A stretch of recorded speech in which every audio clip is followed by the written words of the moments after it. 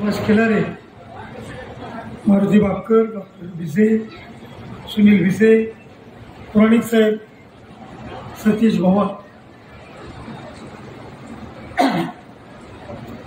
या ठिकाणी परिसंवाद एका विचारावर आयोजित केलेला आहे.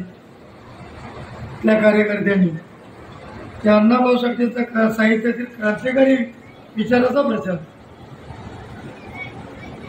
बांधवांनो, अण्णाभाऊंचं साहित्य सगळ्या जगाने मान्य केलेलं आहे आणि म्हणून ते साहित्य 27 भाषेमध्ये त्याचं लिखाण झालेलं आहे.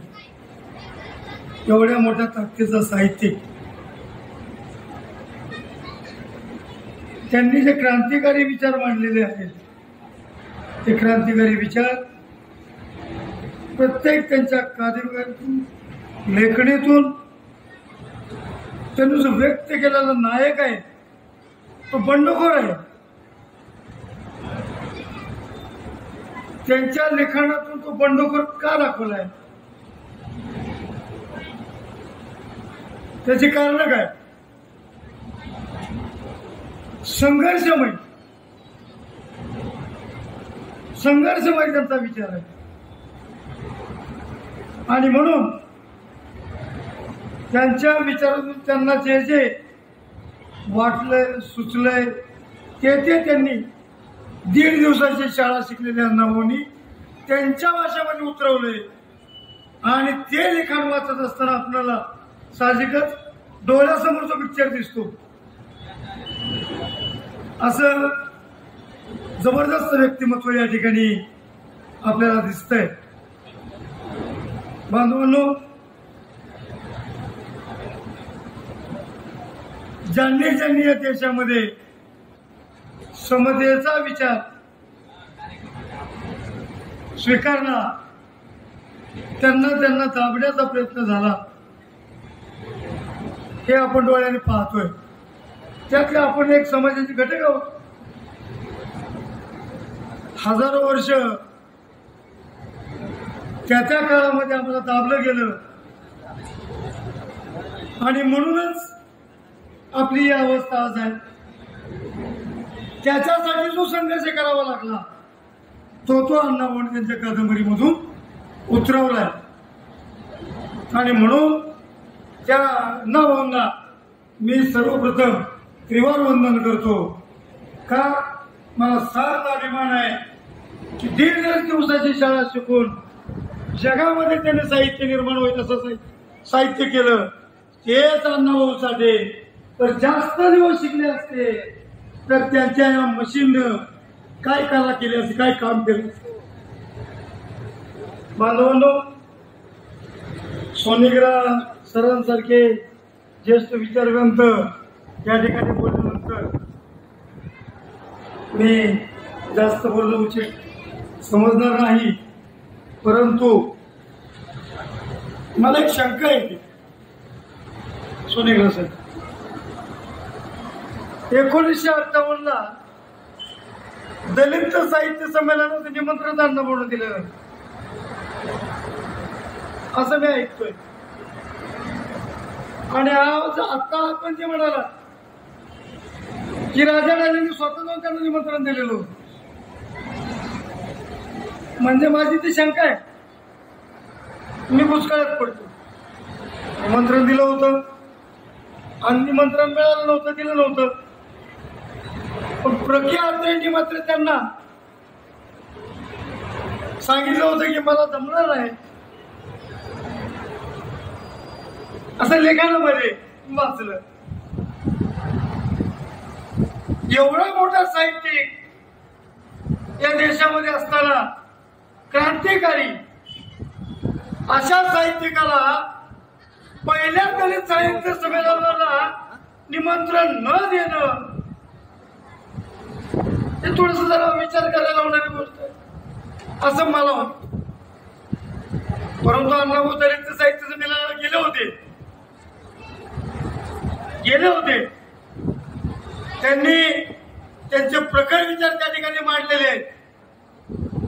त्यांनी विचार मांडत असताना कधीही कुणाचा विचार केलेला नाही. जी वस्तुस्थिती आहे तीच त्यांनी मांडलेलं आहे. जग बदल घालून गाव सांगून गेले मज भीमराव. आम्ही आज ऐकतो काही लिखाणांमधून, काही ठिकाणी सांगून गेले मला भीमराव, काही ठिकाणी मज भीमराव. म्हणजे जसं सोयीस्कर वाटतंय असं या ठिकाणी वाटते.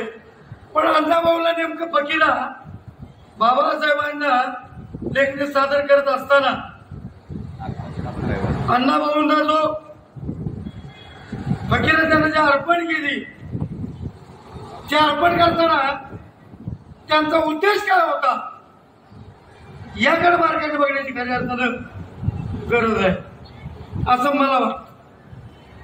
आणि म्हणून मी असं या ठिकाणी म्हणतो,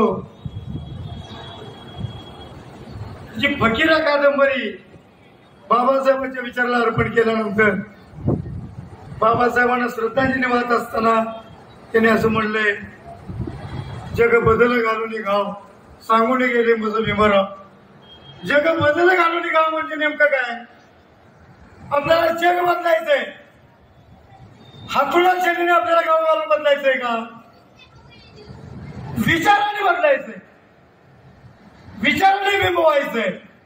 विचार लोकांमध्ये ते आपल्याला रुजवायचे.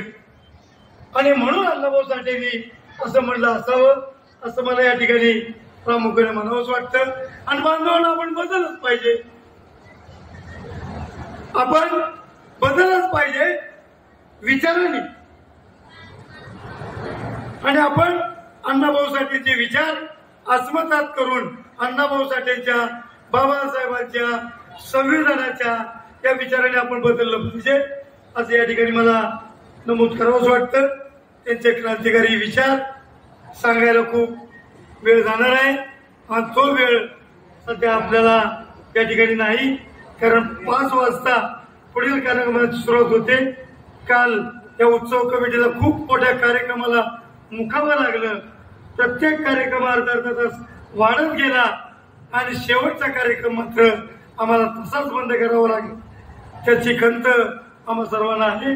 म्हणून या ठिकाणी ज्यांनी विचार मांडले, कदम साहेबांनी सुद्धा विचार मांडले, खिलारे साहेबांनी प्राध्यापक खिलारेंनी विचार मांडलेले आहेत. सोनेग्रा सरांना तर आम्ही आदर्श म्हणून विचारवंत म्हणून त्यांच्याकडे पाहतो. धनंजय विषयाचं या ठिकाणी डॉक्टर धनंजय विषयांना ऐकायचं होतं परंतु ते उशिरा आले. असो, हरकत नाही. या परिसमाजाचं फलित निश्चितपणानं आपण विचाराचं परिवर्तन करून बाबासाहेबांच्या अण्णाभाऊंच्या संविधानाच्या विचारावर आपण चालूया असं आपण या ठिकाणी ठरवू. आणि त्या सर्वांनी मोलाचं मार्गदर्शन दिल्याबद्दल मी त्यांना खऱ्या अर्थाने धन्यवाद देतो आणि या ठिकाणी थांबतो.